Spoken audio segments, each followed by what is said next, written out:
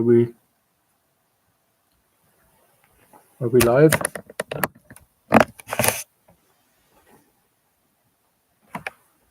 We're live, huh? Okay. Om Tavakathamratam Tapta Jivanam Kavibheriditam Kalmashapaham Shravanamangalam Shravadatatam Bhuvigaranti Bhurirajana. Your words are like nectar, bring life to scorched souls.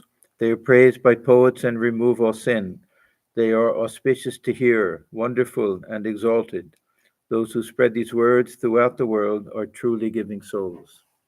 Welcome, everyone. We had little technical difficulty tonight, so I apologize for that. We are on the chapter, the Gospel of Ramakrishna. We're in the chapter with the various devotees. This started, the last section was November 9th, 1884, and we're in the middle of page 659. The last thing that we read was the Vedas speak of Satchidananda Brahman. Brahman is neither one nor two.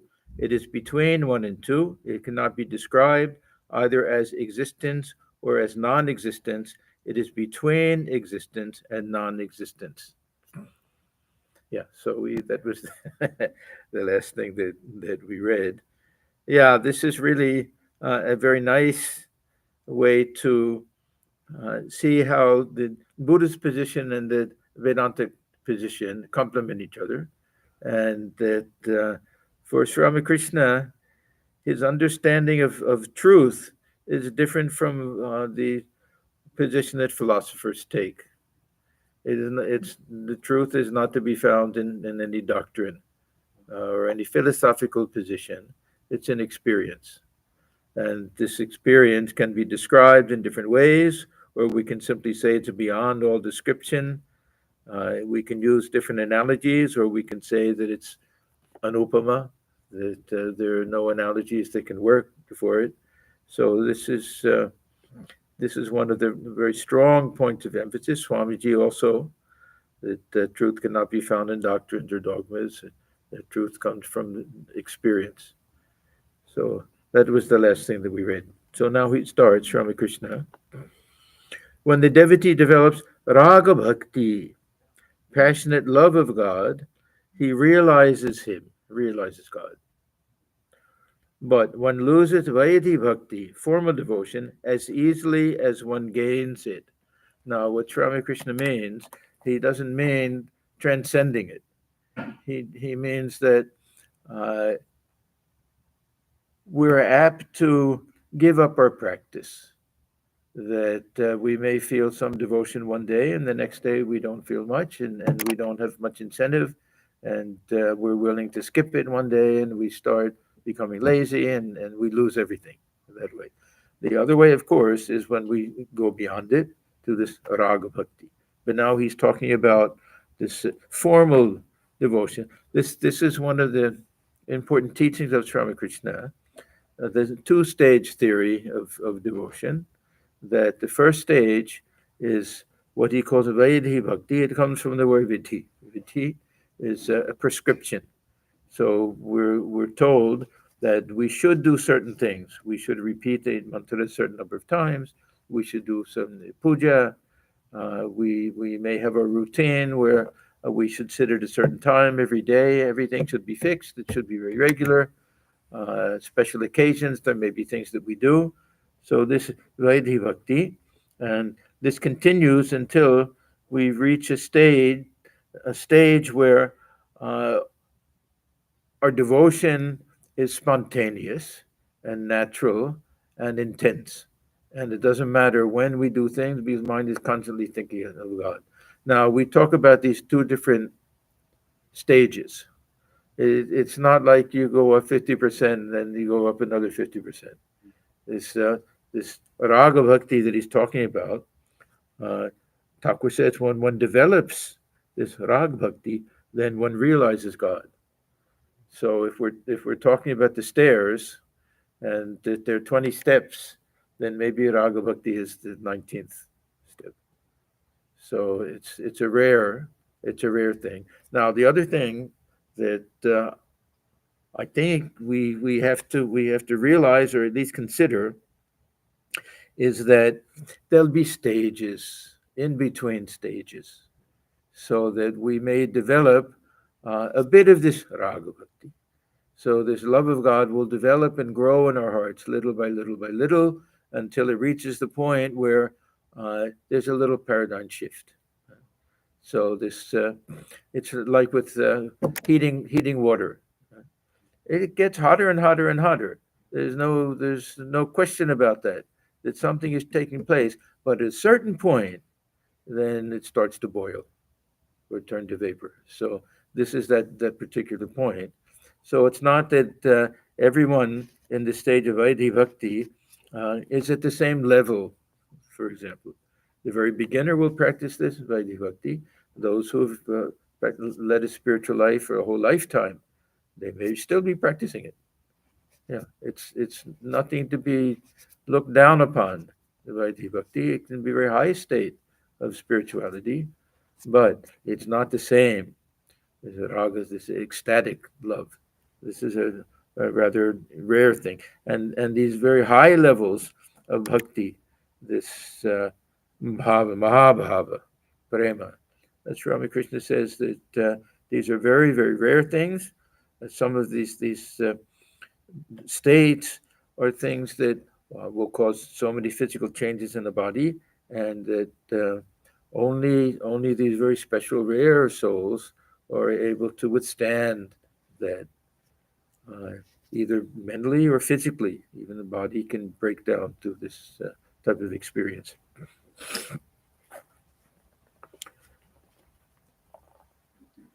But the problem with this Vaidhi Bhakti is we have to become established in it. This is what he's saying. If we're not established in it and don't have that tremendous devotion, we can lose it. So, but one loses Vaidhi Bhakti, formal devotion, as easily as one gains it. This is formal devotion. So much japa, so much meditation, so much japa. It doesn't mean that we're doing a tremendous amount. It means a fixed amount. That we get instructions or we take a vow. Every morning I'll do at least one or two rounds of my mala. So so a particular amount, so much japa, so much meditation, so much sacrifice and homa, so many articles of worship, and the recitation of so many mantras before the deity. Such a devotion comes in a moment and goes in a moment. Now, it doesn't have to go in a moment. It doesn't have to. We can be very well established in our spiritual routine. What he's saying is there's no guarantee. There's no guarantee. So we have to continue with it with great devotion. See, remember Totopuri, that he said that if you polish a brass pot one day, and then the next day you don't, it'll get tarnished. That it has to be done every day.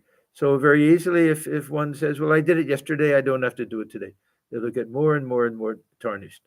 So uh, I don't think Sri Ramakrishna is saying that we're in danger of losing everything. He's saying that we have to uh, have devotion to our spiritual practice, nishtha. See, we talk about devotion to God, love of God.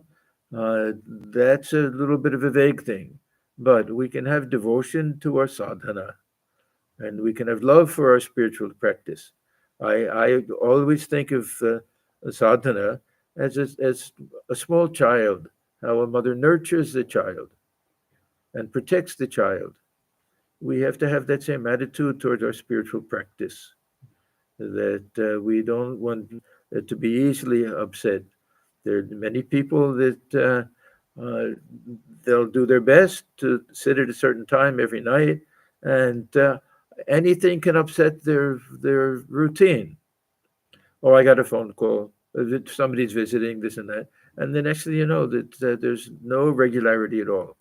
So we have to, and we have to be realistic. Of course, this is why, for most people, early morning is the best time to do spiritual practice, because then we don't have too many excuses.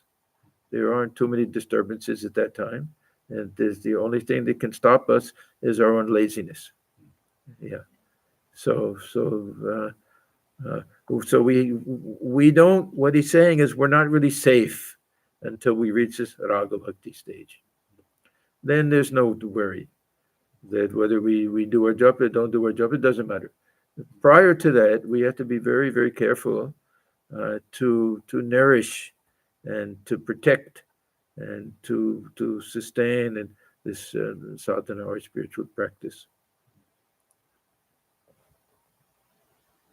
Many people say, "Well, friend, we have lived on havishya for so many days." This is a very simple boiled rice and vegetables, a type of austerity that's done, or for a special occasion it may be done. Uh, very, very devout and very devout Brahmin families, the widow will have to live in this novitiate. Yeah, it's very simple. Of course, vegetarian, no spices. Hmm? No, it's not a question of.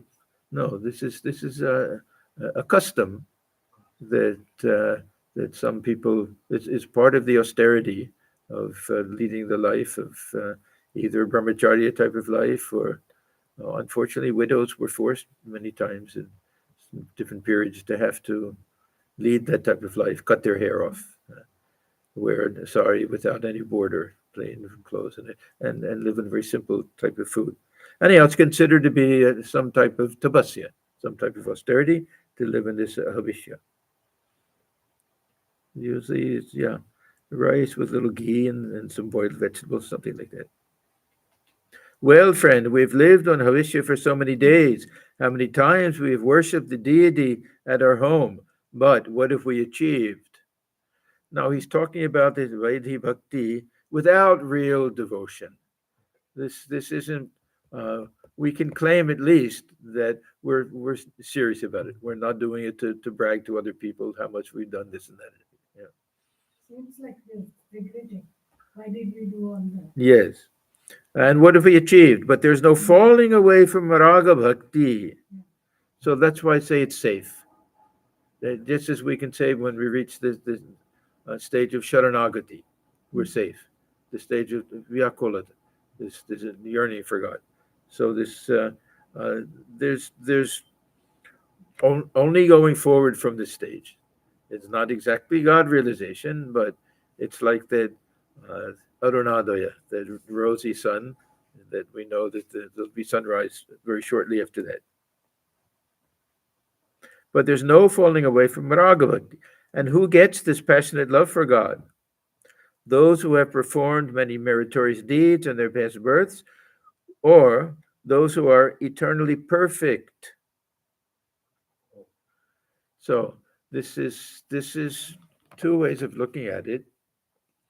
That, uh, as I said before, the highest states of bhakti are reserved for these rare souls. Usually, Thakur will limit this to Mahabhava or Prema. That ordinary jiva will go as far as bhava, have some type of ecstatic. So uh, there'll be some we'll see, say among Thakur's disciples. There are many that he didn't call Nitya Siddhas, but they were part of this lila, and they were very good, wonderful, sincere devotees who attained this state of raga bhakti. And then there were the ones who were the Ishwarakotis, who were his direct disciples, and the monastic disciples, and were Nitya Siddhas, that we see it manifested in them. Uh, so with others, it'll be a combination, of course, born with these good samskaras, and also the result of a holy company and the result of intense spiritual practice. So this Vaidhi Bhakti leads to Raga Bhakti. Yeah, it's not that we're wasting our time with Vaidhi Bhakti. The inner transformation is taking place, longing is taking place. Uh, this conviction comes that we need some type of grace, that our own self effort isn't enough, and this longing for grace, this also leads to this raga bhakti. Yeah. So We can't skip it. This is what Thakur means when he says in these board games, if you want to go all the way around, you have to pass through each and every square. And so the beginning ones will be this Vaidhi Bhakti. But it has to be sincere. Now he's talking about a little bit of those who just do it as a show.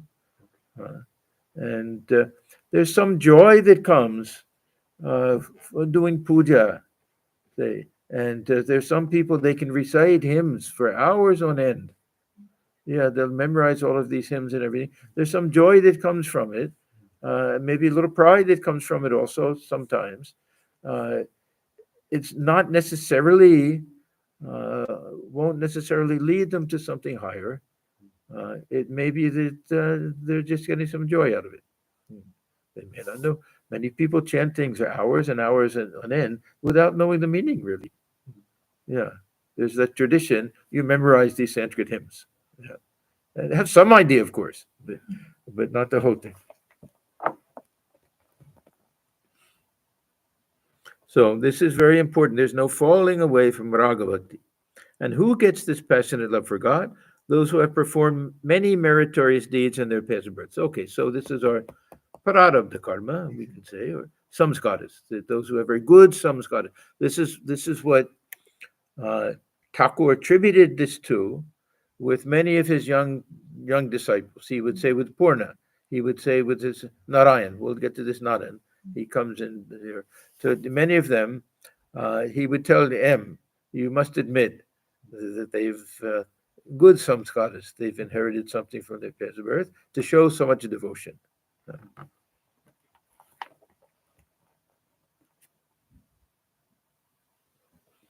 So those who have performed many meritorious deeds in their past births, or those who are eternally perfect. Think of a dilapidated house, for instance.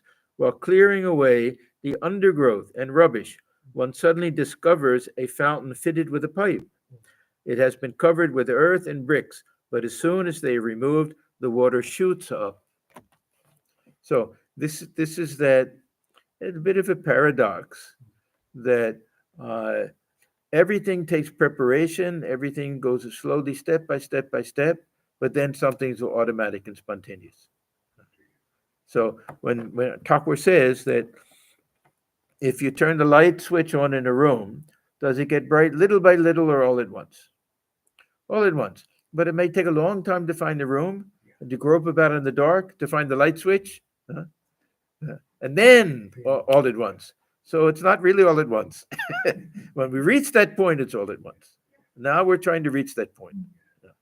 So this is Vaidhi Bhakti. This Vaidhi Bhakti is very important. Compared to Raga Bhakti, of course, it's not much, but it's all that we have. It's, without sadhana, there's no spiritual life. We may say that, yes, I have a spiritual attitude, I think of God, but we have to do some practice, regular practice. Swami Swanji was very fond of this phrase, bind yourself to a routine.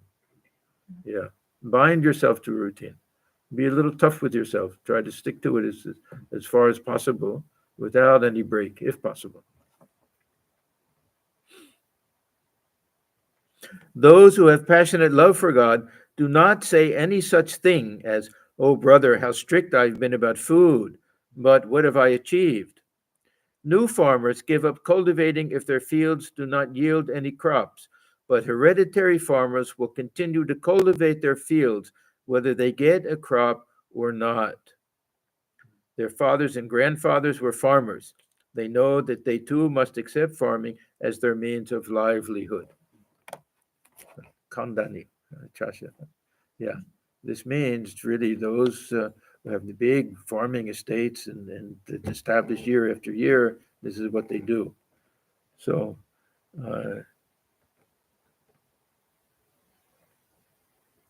so we have to think of ourselves like that.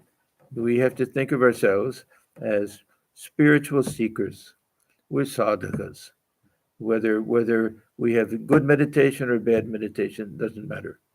That we get fed up with spiritual life, doesn't matter. This is what we do, this is who we are, and we continue with it day in and day out, and it will bear fruit. There's no question about that. Mm. There's no We should not question. question at that point. There's no question about that.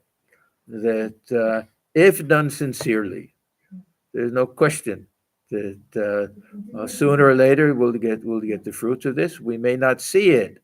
It may be inner transformation that we're not capable of understanding at the time, but the change will take place. Another great statement of Swami Swahanandaji.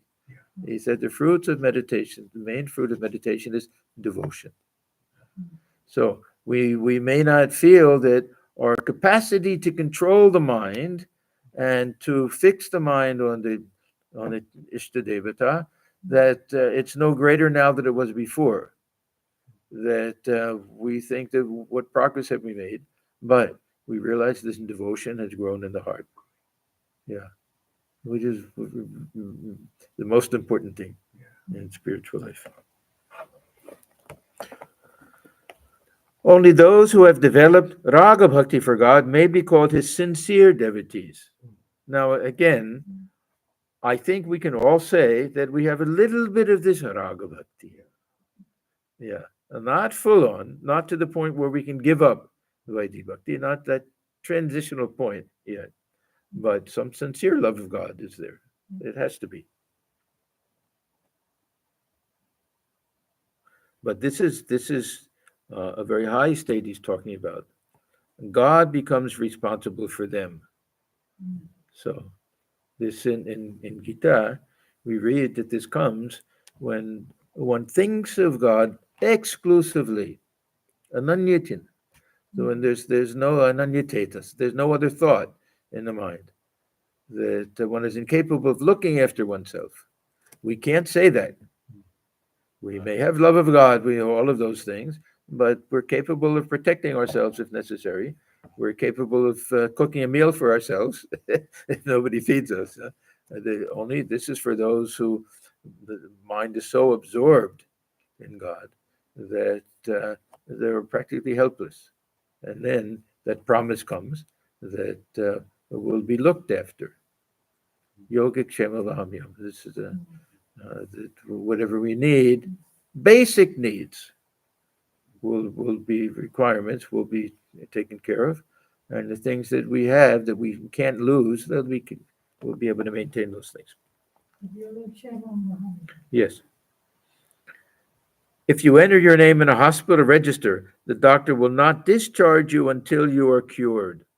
So we have to feel that. We have to feel that we're not going to leave until we're cured. That Thakur, you're stuck with us. Yeah, there's an expression that we used to hear that in spiritual, you just have to stay on the train. Don't get off. Don't make that mistake of getting off.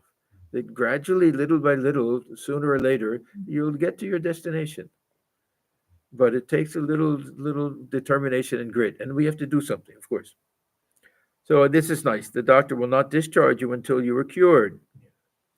Those who are held by God have nothing to fear. The son who holds his father while walking along the narrow ridge of a paddy field may slip if he absent-mindedly lets go his father's hand. Now, this is not a low state. This is what we have to do. We have to cling to God. Yeah.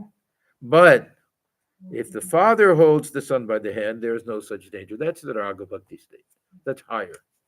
But for us, we shouldn't say that, oh, there's a lower state, I shouldn't do it. No, we have to feel that until we reach that we have to cling to God. We have to hold on with might and main, without giving up. Not let go. We may sometimes let go. Those times we hope that Mother will pick us up.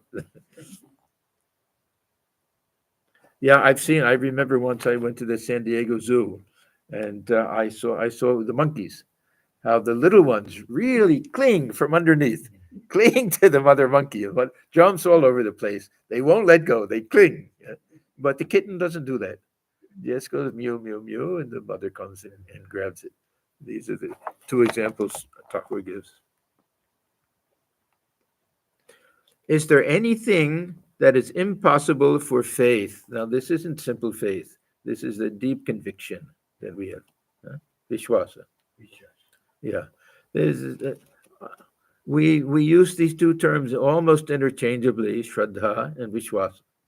But this Vishwasa, to me, it really means some deep conviction that comes from spiritual practice, and it comes from deeply analyzing things, considering things, using this power of viveka, of discrimination, so this yukti, so coming to some conclusion about the truth of something, we become convinced of it. Through our practice, we become convinced. Through holy company, we become convinced that we see a living example of those who have done this and have achieved a high state and or in a state of joy and everything. Then conviction comes, deep conviction comes. And Thakur says that this is one of the final stages when we reach this. Yeah, those who have this vishwas, those who have this have everything. He says at different times. So, is there anything that is impossible for faith? Yeah. So we have this faith and we have this tenacity. We won't give up. This is what we do. Nishtha. This is called nishtha. The nishtha. It can be. We think of nishtha usually for a chosen deity, Nishta devata. But we have to have nishtha for our sadhana. We have to really feel some intense devotion for doing spiritual practice, whether we get an answer or not, calling on God. And the true devotee has faith in everything, the formless reality, God with form, Rama, Krishna, and the Divine Mother. Once, while going to Kamarpukur, I was overtaken by a storm. I was in the middle of a big meadow. The place was haunted by robbers. I began to repeat the names of all the deities, Rama, Krishna, and Bhagavati. I also repeated the name of Hanuman. I chanted the names of them all. What does that mean? Let me tell you. While the servant is counting out the money, these pennies are for potatoes, these for eggplants, these for fish. He counts the money separately, but after the list is completed, he puts the coins together. So calling on all of them separately means calling on God collectively. When one develops love of God, one likes to talk only of God. So again, raga bhakti. If you love a person, you love to talk and hear about him. A worldly person's mouth waters while he talks about his son. If someone praises his son, he will at once say to the boy, "Go and get some water for your uncle to wash his feet." Now, this love of God, this is something that we talk about all of the time. What does it mean, and how do we develop this love of God? What is the concept of God that we have that allows us to love God? If we think very high philosophical terms, we're talking about this infinite absolute Brahman, yeah, beyond name and form, with beyond personal and impersonal, this pure consciousness. Not much scope for the ecstatic type of love that Ramakrishna is talking about. He's this type of love comes when we can have a personal relationship with God. A relationship with God means a little bit of a dualistic attitude and thinking of God with a particular form or personality at, at the minimum. Attachment, probably. Yeah, those are necessary. But for this we have to have the object of our devotion should be lovable. It should be lovable. This is the thing. Or we can fall in love with say the concept of Shiva as not a lovable person, but a spiritual madman who lost in God and just wants to go alone to the cremation ground and meditate and lose himself. We can fall in love with that ideal also. Yeah. Many look upon Shiva as their father, Baba. As Baba. I remember and going to Kedarnath. That many of the old women devotees, here I'm struggling to go, and they're going fast ahead of me. Jai Baba Kedarnath, Jai Baba Kedarnath. And yeah, when I stayed one year in India living with the family, that the father was a great devotee of Mother Kali. Everything was Ma, and the wife was a devotee of Shiva. So everything was Baba. Everything was father. Yeah. So one can have that type of loving relationship also. Uh, Easiest, I think, is the avatar. And of course, we have the added advantage of the photograph and of the words and reminiscences, and we know so many things. We have a direct connection.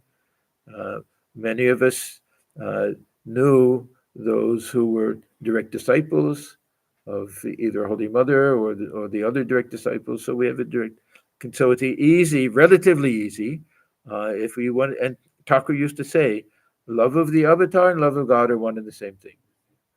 So if we can develop love for Sri Ramakrishna, Holy Mother, direct disciples, that'll be the same as this love of God. Otherwise, for most of us, God is a hazy, little bit abstract.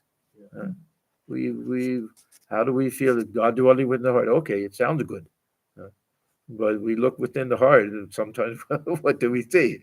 Yeah, but if we can see it, within the heart, and let the mind dwell on the personality. See, this personality of the avatar is very, very important. They were so lovable that this really allows this raga, this raga bhakti, this love of God, to grow within the heart. But we have to really this idea of ananya cheta, ananya chintayata, all of this of constantly letting the mind dwell on this divine presence, this divine lila that took place. Not always the surface of the mind, sometimes the background of the mind. Of course, we have the things that we have to do. But all of this manmana, bhalamad bhakti, all of these verses from Gita, so many of them. Uh, Fix your mind in me, fix your intellect in me. You live within me. So many beautiful verses. So this is the way we can try to develop this feeling of love. And then we'll have many devotees that they only want to talk about Thakur and Mahan, the direct disciples, and all of that. Yeah. So when one develops love of God, one likes to talk only of God. If you love a person, you love to talk and hear about him. A worldly person's mouth waters. Well, oh, I read it while he talks about it. One interesting thing about this only talking about God. I've noticed, and I found this uh, those uh, who many people will want to talk. They'll expect us to talk about Thakur all of the time. We don't do it. We don't do it. There are many people that are devotees, but we don't feel so inspired to talk about that. And there'll be others that say sometimes our brother monks, something like that. I used to feel this with our Swami Atmajnananda. We could sit together, we could watch a basketball game together. It was all holy company. You knew that this through and through he was soaked with his love of Thakur. You could feel it. There's no need to talk about him all of the time, but the other times we would, of course. But so uh, It's genuinely done, it's okay. genuinely done, of course. Everything has to be genuinely done. Yeah. Those who love pigeons are highly pleased if you praise pigeons before them. But if you speak ill of pigeons, they will at once exclaim, has anyone in your line for 14 generations ever raised pigeons? Sri Ramakrishna now addressed Mahimaturam, who was a householder. Now, this whole chapter, a good portion of this has been addressed specifically to this Mahimaturam, and we know his nature. We know that he's a self-proclaimed jnani, that somehow he's proud of following that path, that he doesn't care very much for these devotional things. He looks down upon them, actually.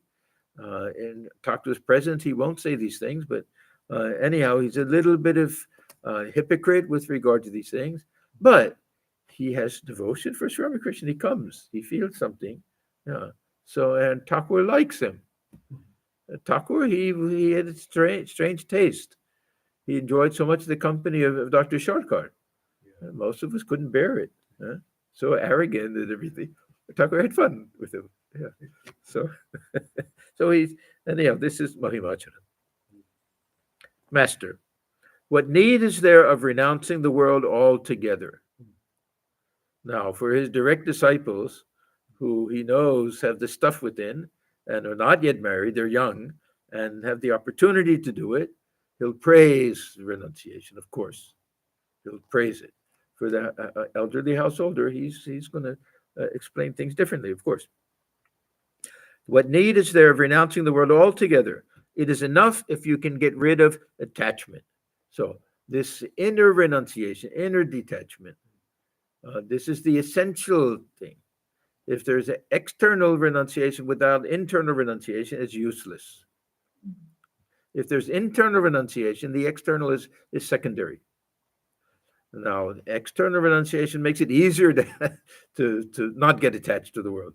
This is true. We can't doubt that those who have a husband and a wife and children and a job, naturally, the opportunity for attachment will be much greater. The tendency much greater. The monk who has no home even to call his own, no family, wife or husband or children or anything like that, naturally, if they're attached to other things, it's their fault. It's their fault. You can blame them for that. If they don't do their spiritual practice, you blame them. Thakur used to say that. Deek, you can say, chi. You can tell them that. Yeah. So you have nothing to distract you. You may have work in our order. We have work to do, but still. So this internal renunciation is the critical thing. That if we have that, then we're safe. Now the trap is to think that we can do anything and have whatever possessions we want and everything, be a king Janaka, but just not be attached. Attachment will come. So with this idea of internal renunciation also comes this idea of simplicity and moderation and everything.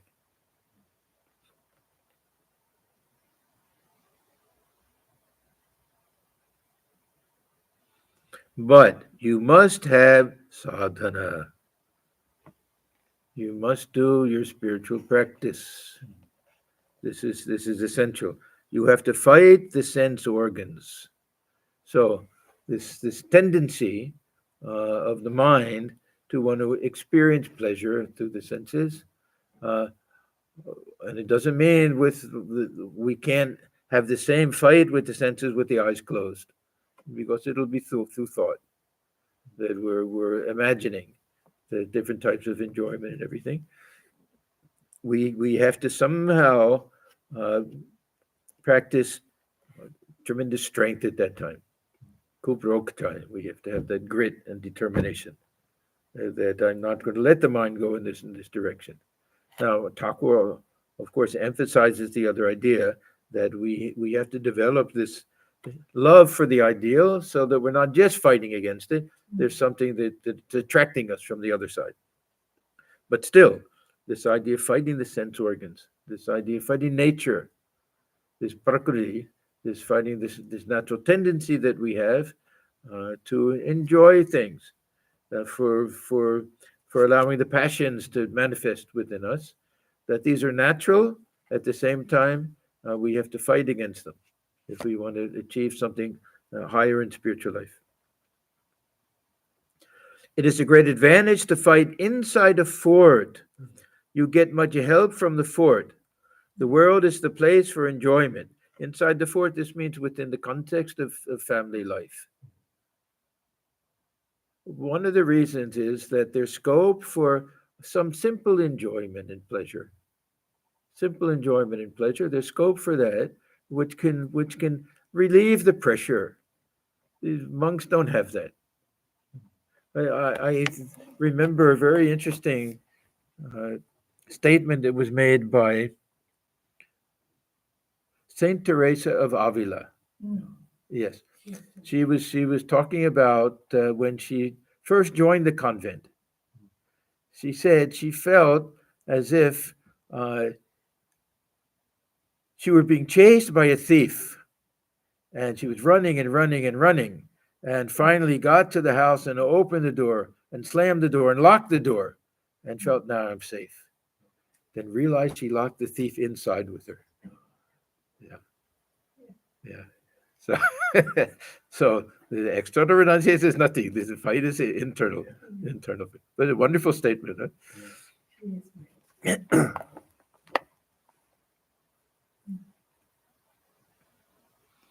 The world is the place for enjoyment. After enjoying different things, you should give them up one by one. Yeah, this is the beauty of the scheme of life, that the Garhastya stage, the Grihastha stage of life, is when the two aims of life are kama and artha, where this is the time when one should experience these simple pleasures of life, have some possessions, and analyze. First of all, they have to be all dharmic things, but also reach that point of bhoganta, reach that point where we've satisfied these simple desires and we're ready to move on. If we don't, they may fester, they may grow stronger. There may be some tendency to have regret and all of that. That why didn't I experience some of these things when I was young?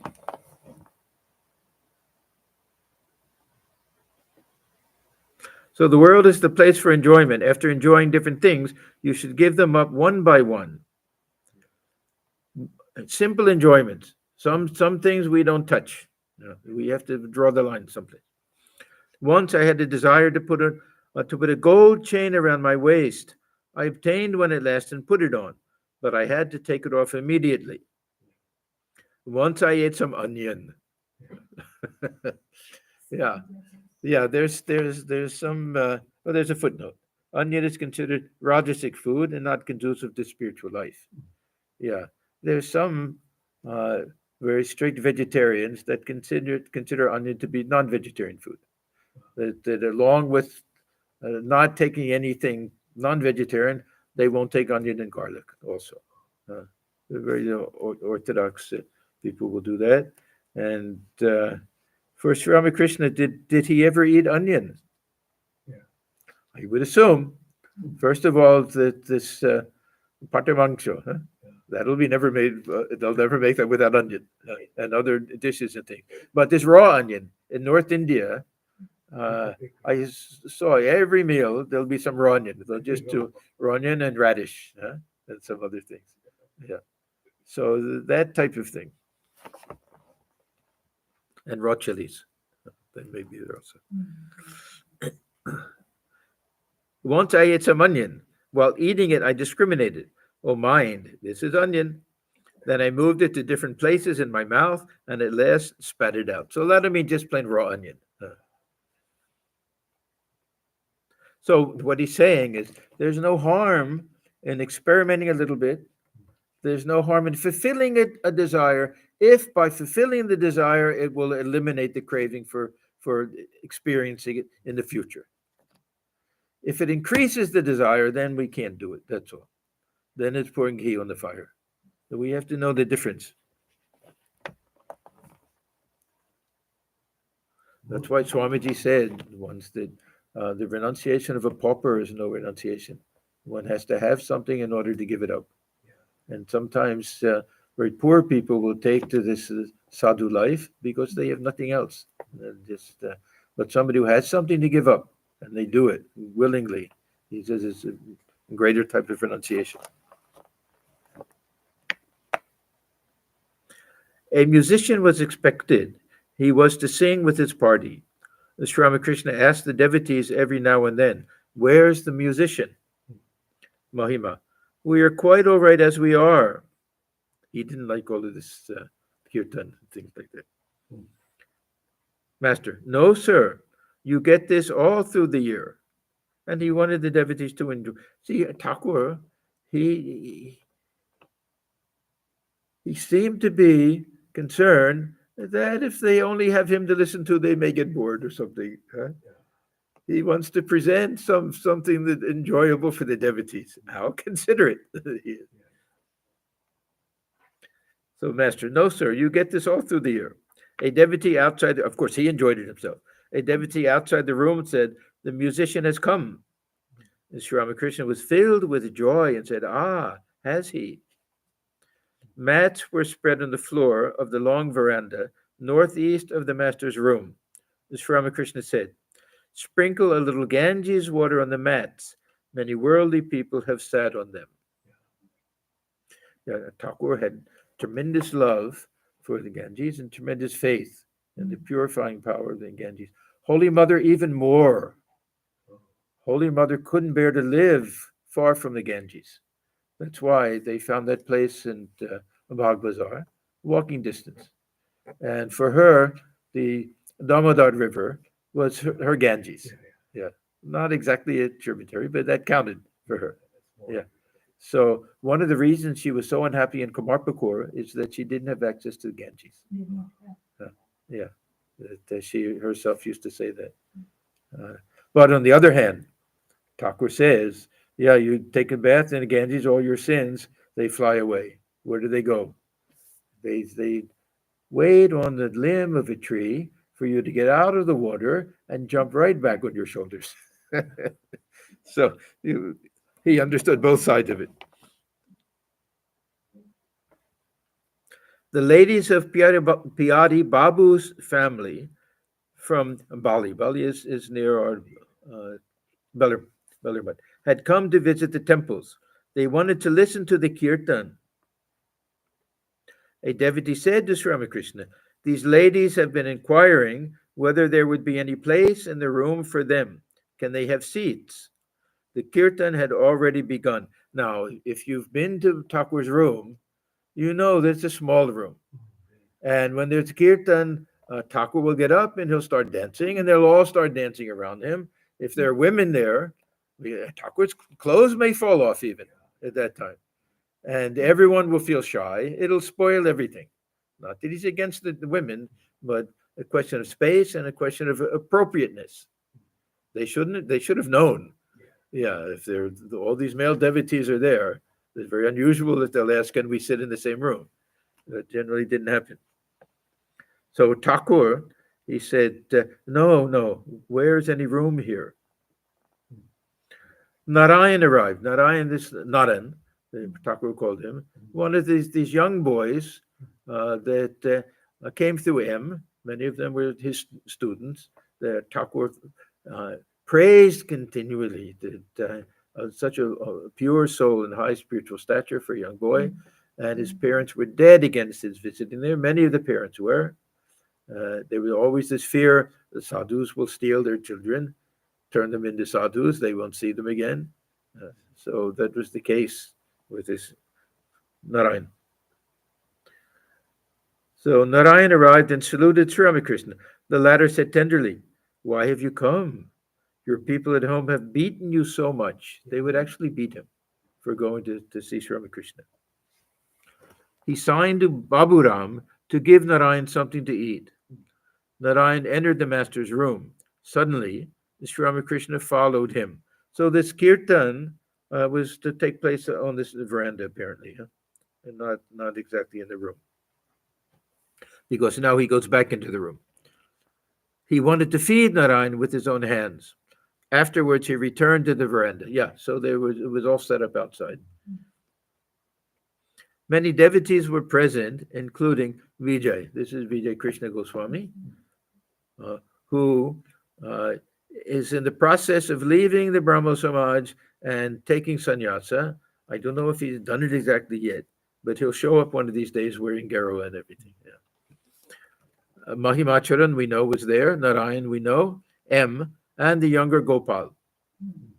Soon, Narayan came back to the veranda and took a seat by the master. So he had some refreshments. He ate something there. About 3 o'clock, Adhar arrived. Adhar, we know that he was also relatively young, maybe in his 30s, probably, and tremendously devoted to Sri Ramakrishna. How he becomes so intimately connected with Sri Ramakrishna in a very short period of time. He probably came just a year earlier, and Thakur loved him dearly and went to his house many times. And he used to come, we'll see, every day he used to come. And Thakur warned him about being too keen on getting this big promotion, making a lot of money.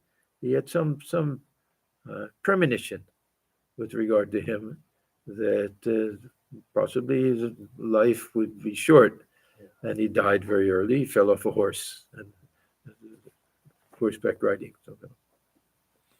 So this is Adhar.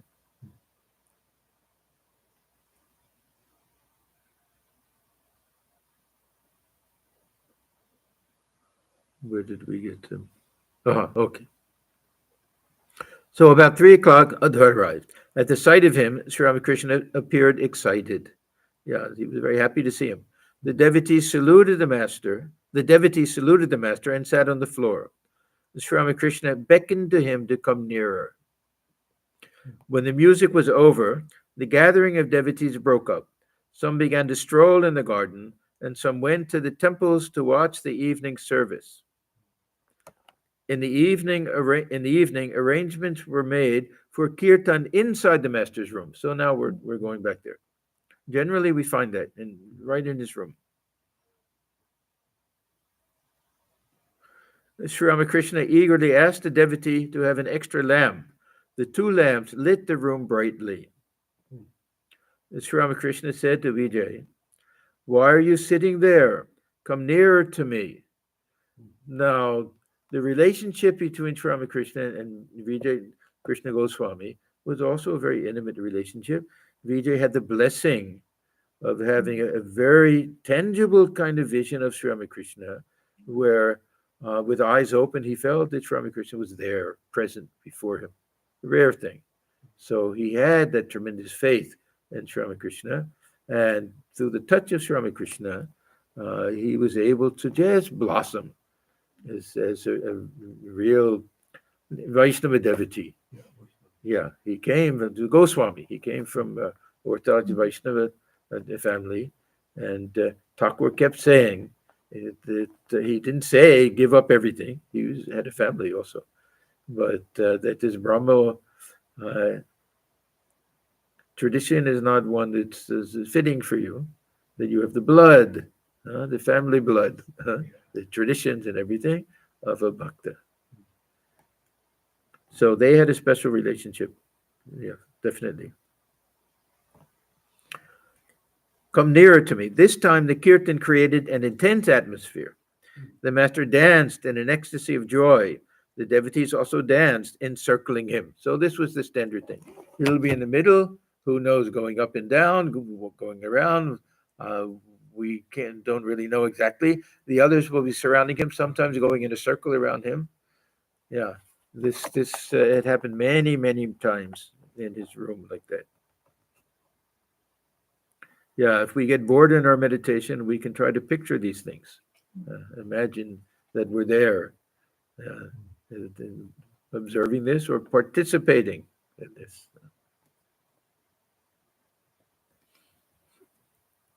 The master danced in an ecstasy of joy. The devotees also danced, encircling him.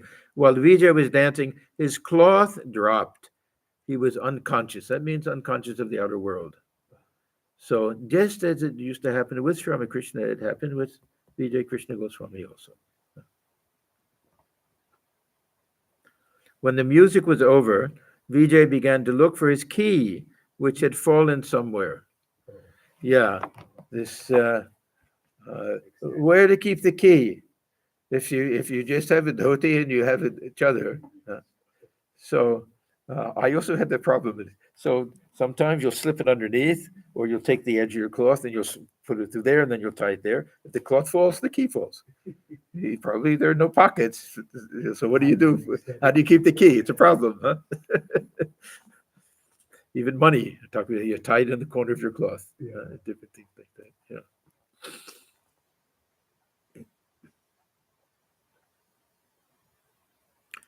The master said to him with a laugh, "Why bother about it anymore?" He meant that Vijay should have nothing more to do with boxes and keys. He was ripe for renouncing everything. Kishori saluted Sri Ramakrishna and was about to take his leave. This is the one brother of M that was had any interest whatsoever in Sri Ramakrishna. The others used to make fun of him and made his life miserable. That was one of the reasons that he didn't like to stay there. But Kishori goes very often. I've mentioned many times that you won't find a single mention here that Kishori is related to M. Yeah. No, he'll never say that. He tries any family things, if he's talking about wife and son and everything, he won't even say M. He'll use another, money or another nickname or something. Yeah. The master blessed him, Kishori, touching his chest tenderly and bade him goodbye. Yeah, he was very sincere. His words were full of love. M and Gopal saluted the master. They too were about to take their leave. He said to them with the same affection, "Couldn't you go tomorrow morning? You might catch cold at night." Now, as soon as a Thakur would suggest something to M, he would jump at it. he was much happier there than he was going home. M and Gopal decided to spend the night with Sri Ramakrishna. They sat on the floor with a few other devotees. Yeah, they would just spread a mat in his room. If it was a very hot season, sometimes on the outside veranda, there'd be more of a breeze. Many people would spend the night in his room that way.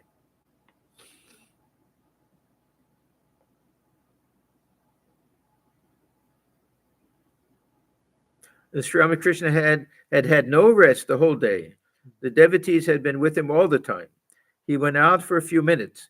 Returning to the room, he saw M taking down a song from Ramlal. Thakur encouraged them to learn these songs. He was very shy about singing. He wanted them to sing. He encouraged them to buy this book of Ram Prasad songs.